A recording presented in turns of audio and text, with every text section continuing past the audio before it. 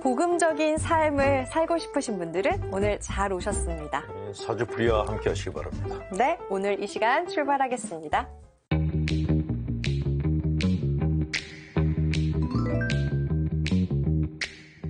마테오 복음서를 중심으로 배우는 교리, 오늘 벌써 13번째 시간입니다. 자, 첫 번째 말씀은요, 마테오 복음서 6장 24절의 말씀인데요. 아무도 두 주인을 섬길 수 없다. 너희는 하느님과 재물을 함께 섬길 수 없다입니다. 단순히 생각하면 하느님과 재물을 동시에 섬기지 말라라는 얘기 같은데 맞아요, 네. 주무님? 가치 순위에 대한 이야기인데 네. 빛나자면은 뭐가 제일 가치 순위에 따지면 제일 비싼 게 뭐예요? 제일 아깝게 여기는 거. 제일 아깝게 여기는 거요? 사람이건 물건이건 가리지 않고 내가 제일 소중하게 여기는 거 1번. 가족이죠. 가족. 아이들, 남편.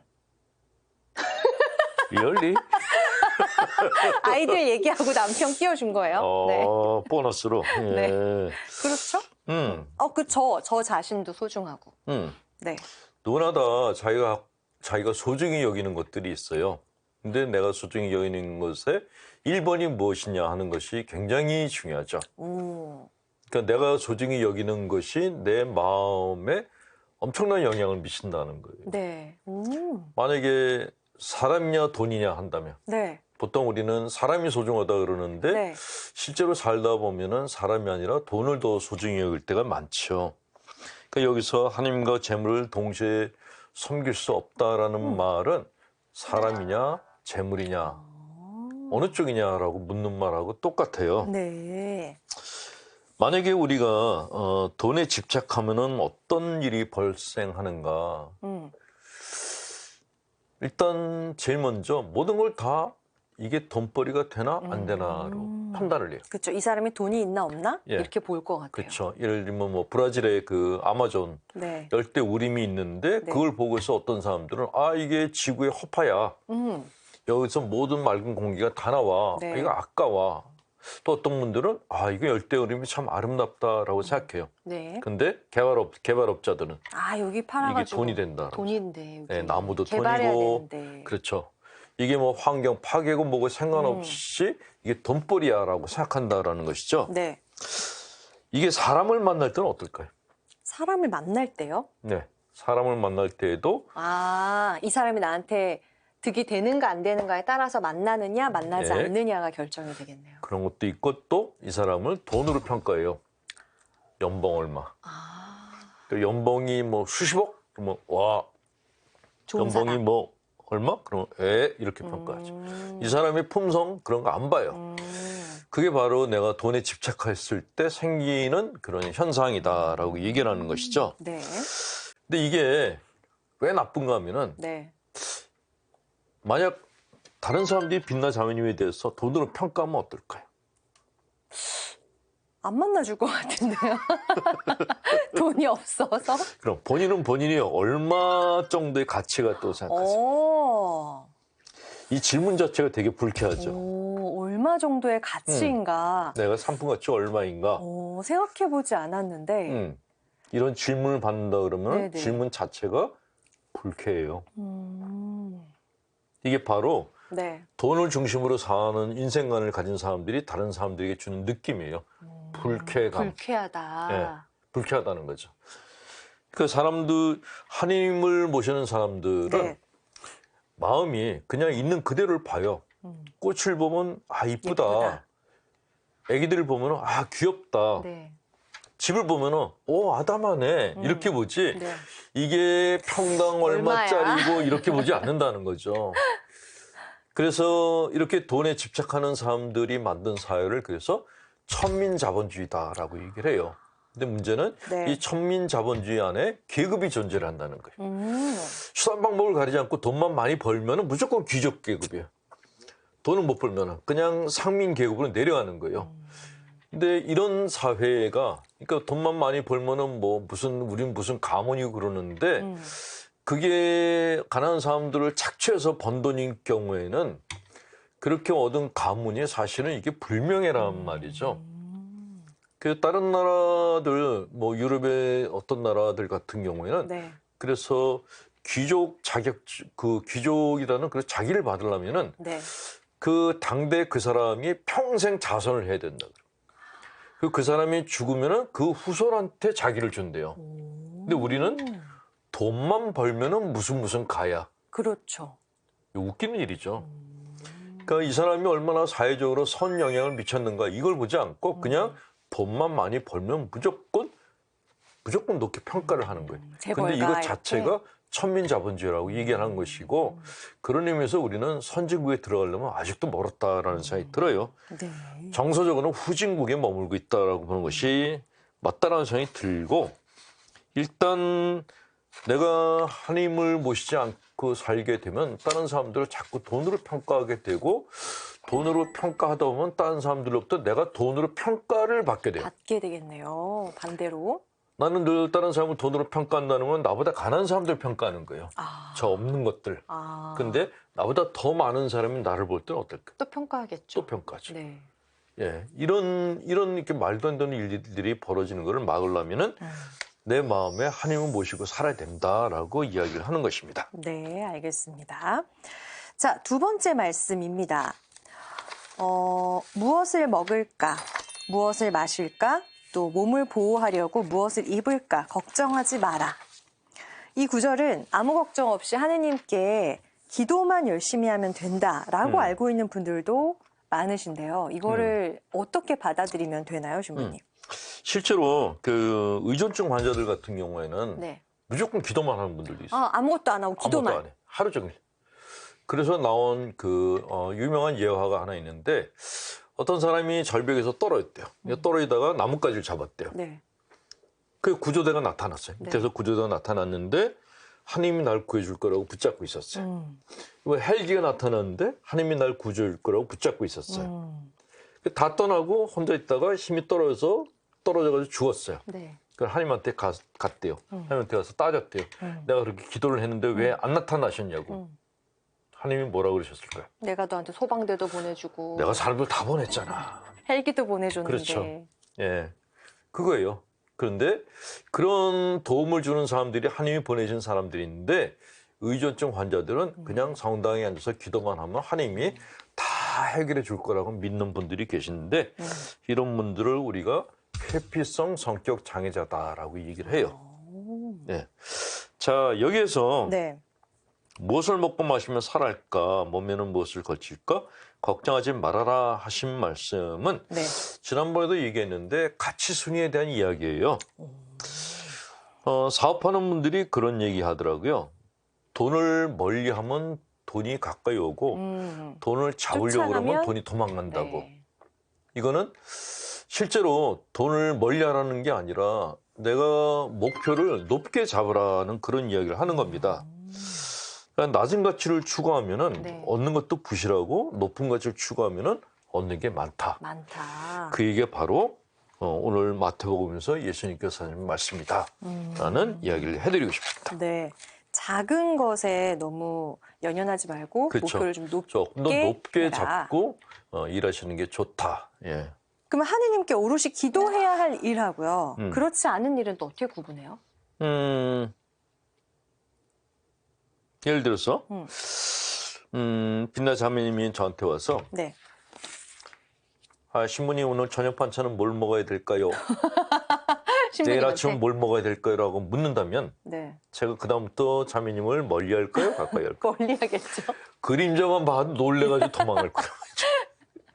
시시콜콜하게 묻는 거는 이거는 기도가 아니고 그건 그야말로 의존증이라고 얘기할 수 있죠. 네. 큰 문제, 정말 내가 해결할 수 없는 것 그런 것들은 최선을 다했는데 결과를 모르겠어. 네. 그럴 때는 하나님께 맡겨야죠. 가끔 하나님이 답을 안 주시니까 네. 성경으로 점을 보는 분들이 있어요. 이렇게 펼쳐서 나오는 펼쳐 거예요. 나오는 걸 그 보고. 말씀. 예. 네. 이거 굉장히 위험해요. 예, 실제로 어떤 본당에서 네. 그런 신자분이 있었대요.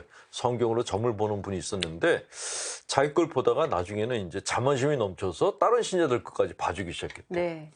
그 나중에 자만심이 더 넘쳐서 본당 신부보다 내가 더 상위 계급이다라고 생각해서 아예 미사도 안 나오고 어머. 자기 집에서 성경으로 전봐주기 시작했답니다. 어머.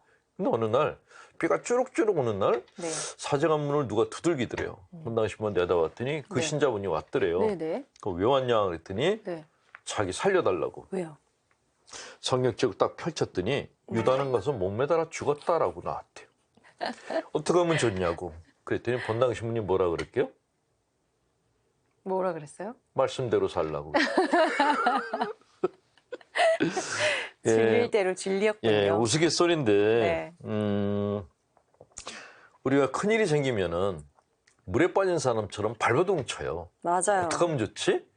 근데 물에 빠진 사람들이 구조를 받으려면 어떻게 해야 될까요? 가만히 있어야 돼요. 힘을 빼야 돼요. 네, 가만히 있어야 돼요. 그게 기도예요.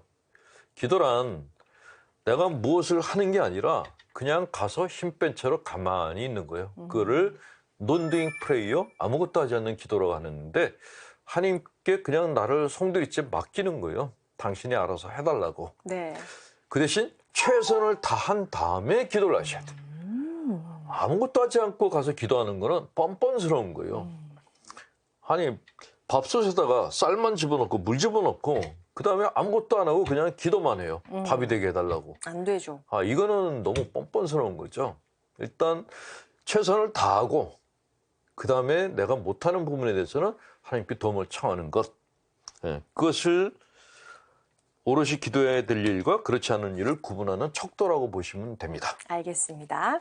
그런 의미에서 저 내일 아침 반찬 뭐 먹을까요? 예. 남편한테 물어보세요. 애들한테 물어보고. 저는 37에 결혼을 하고 직장 생활 중인 워킹맘입니다.